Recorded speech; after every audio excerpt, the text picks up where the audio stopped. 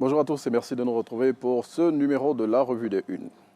Se former au métier du droit et de la justice pour une insertion socio-professionnelle réussie, c'est le thème de la 12e édition des Journées carrières de l'éducation nationale dont le lancement a eu lieu hier à la salle des fêtes de la mairie d'Aboisseau. Et selon Fraternité Matin, à cette occasion, la ministre Mariatou Koné a insisté sur l'importance d'une orientation scolaire efficace pour lutter contre le chômage des jeunes et le décrochage scolaire. Et ce sont, selon le confrère, plus de 30 000 élèves qui sont attendus sur le site des Journées carrières à Aboisseau. La Côte d'Ivoire est un pays de paix et de dialogue et ne sera jamais une terre de déstabilisation. C'est la réponse apportée par le ministre ivoirien des Affaires étrangères au régime burkinabé suite aux allégations de déstabilisation de celui-ci par notre pays. Et c'est dans une interview accordée à Jeune Afrique et reprise par le quotidien L'Inter que le ministre Léon Kakou Adom a fait cette déclaration.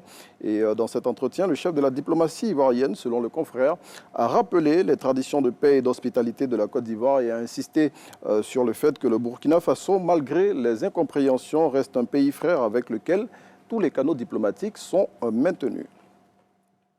Tidiane Thiam est bel et bien franco-ivoirien. C'est ce que barre à sa une le quotidien Le Jour Plus de ce jeudi 6 février 2025.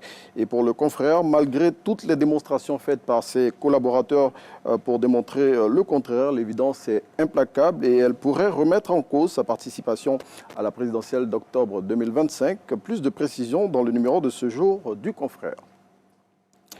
20 ans de prison ferme plus une amende de 10 millions de francs CFA, c'est la peine requise par le procureur de la République ce mardi 4 février contre Damana Picasse et ses co-accusés dans le cadre de l'affaire de l'attaque du camp militaire d'Abobo les 20 et 21 avril 2021. À noter que l'audience de ce mardi, selon Le Jour Plus, au cours de laquelle ce verdict a été prononcé, est intervenue après plusieurs reports. Et puis 1,2 milliard de francs CFA, c'est le montant du préjudice causé par des Ivoiriens membres d'un vaste réseau de sextorsion et de blanchiment d'argent à des personnes vivant aux États-Unis, au Canada et au Royaume-Uni. Et selon le quotidien Le Sursaut, ce réseau qui avait un mode opératoire bien rodé a été démantelé grâce à une opération judiciaire internationale. C'est ici qu'on s'arrête pour ce numéro de la Revue des Unes.